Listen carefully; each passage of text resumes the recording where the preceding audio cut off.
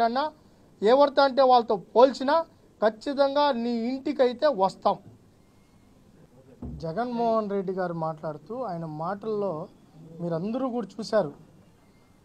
అసలు ఏమీ తెలియని అమాయక మొహం వేసుకొని, నాకు తెలిసి సినిమా రంగంలో కూడా ఇలాంటి నటులు నాకు తెలిసి ఇంకా పుట్టబోరు. ఇలాంటి నటులు రాళ్ళు ఈ తెలుగు చిత్ర పరిశ్రమ కాదు, ఎంటైర్ భారతదేశంలోనే హాలీవుడ్ బాలీవుడ్ ఏ వుడ్ అయినా కూడా జగన్మోహన్ రెడ్డి మొహం మనం చూసిన తర్వాత ఇలాంటి నటులు కూడా ఉంటారని. అసలు ఆయనకి ఏం సంబంధం లేనట్టు ఆయన ఒక 5 సంవత్సరాలు చాలా పర్ఫెక్ట్గా ఆయన ఒక శాంతి భద్రతలు కాపాడిన ముఖ్యమంత్రి మాట్లాడుతున్నారు.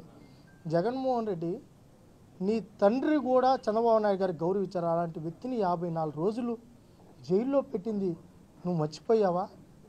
54 రోజులయ్యా చంద్రబాబు నాయుడు గారిని జైల్లో పెట్టింది. ఎంతమంది కార్యకర్తలను ఊచకోత కోసావు. చంద్రయ్యని గొంతు కోసి రక్తం బయట ఏరులై పారింది. మీరంతా చూడలేదు. ఏమీ తెలియనట్టు మాట్లాడారు. మళ్ళీ కూడా చంద్రబాబు నాయుడు గారు ఒక పక్క పాలన సాగించాలి, అభివృద్ధి వైపు నడవాలని చెప్పి ఆయన ఒక ఆలోచనతో ముందుకు పోతా ఉంటే ఆ ఎమ్మెల్సీలందరినీ కూర్చోబెట్టుకొని మనకి అక్కడ పవర్ ఉంది, ఆయన ఏమన్నా చట్టం చేస్తే శాసన మండలిలో మీరు అడ్డుకోండి అన్నిటి ఆయన మాటలు తెలుస్తోంది. శాసన మండలిలో అడ్డుకోమంటున్నాడు. ప్రజలారా మీరు ఒక్కసారి ఆలోచించండి. మంచి చేసే కార్యక్రమాన్ని చంద్రబాబు నాయుడు గారు అసెంబ్లీలో పెడితే శాసన మండలికి వస్తే దాన్ని అడ్డుకోమని అతని శాసన మండలి సభ్యులకు అతను చెప్తాడు. 1 సంవత్సరం మీరు అడ్డుకుంటా ఉండండి, చంద్రబాబు గారికి చెడ్డ పేరు వచ్చేలాగా మనం చేద్దాం, నేను రోడ్డు మీదకి వచ్చేస్తా, మనం మళ్ళీ జనాల్లోకి వెళ్ళిపోదామని చెప్తారు.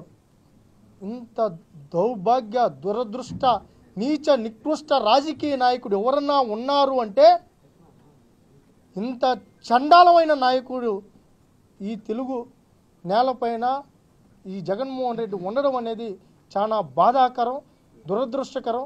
ఇంక ఇతను శాశ్వతంగా రాజకీయాలకు దూరం అయితే తప్ప ఈ తెలుగు నేల పులకరించదు. ఇతన్ని శాశ్వతంగా ఇతన్ని రాజకీయాల నుంచి ప్రజలు తరిమి కొడతారు. నీ మాటలు ప్రతి ఒక్కరూ గమనించారు.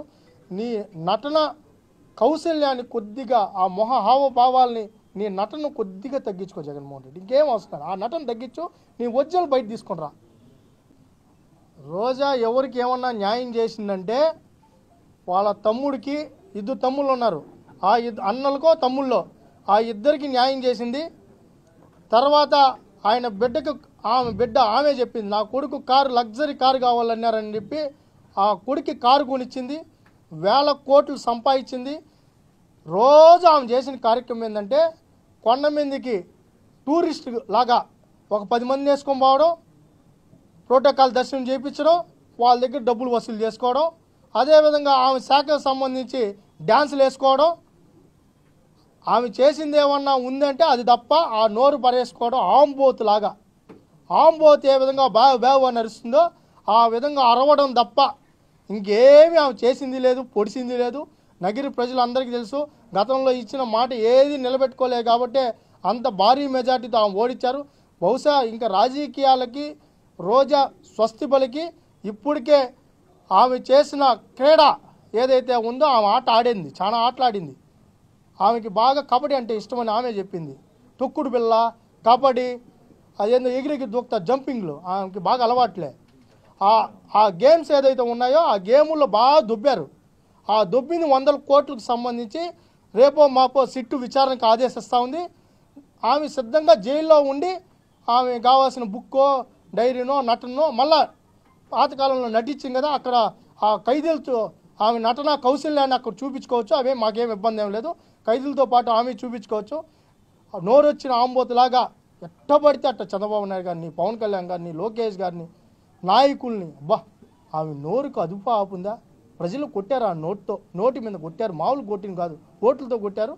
ఆమె సిద్ధపడాల్సింది దేనికంటే ఇంకా ప్రజల్లోకి వెళ్ళడం కాదు, జైలుకి వెళ్ళడానికి సిద్ధంగా ఉండండి. ప్రతి దాని మీద విచారణ ఉంటుంది. మేమైతే జగన్మోహన్ రెడ్డి మాదిరిగా ఎట్టంటే అట్ట అదే డిపార్ట్మెంట్లు వాడుకోం. ఒక పద్ధతి ప్రకారం అందరికీ చర్యలు ఉంటాయి, ఎవరిని వదిలిపెట్టం. అందరూ కూడా జైల్లో లెక్కేసుకోవాలి. వాళ్ళ యొక్క నటనా శైలిని బట్టి ఈమె యాక్టర్ కాబట్టి ఈమె నటించుకోవచ్చు రోజా. తర్వాత ఎవరైతే ఉన్నారో వాళ్ళ యొక్క పర్ఫార్మెన్స్ని జైల్లో చూపించుకోవచ్చు. అదే టీటీడీలో కూడా ఇంకా చాలామంది సభ్యులు కొనసాగుతున్నారు.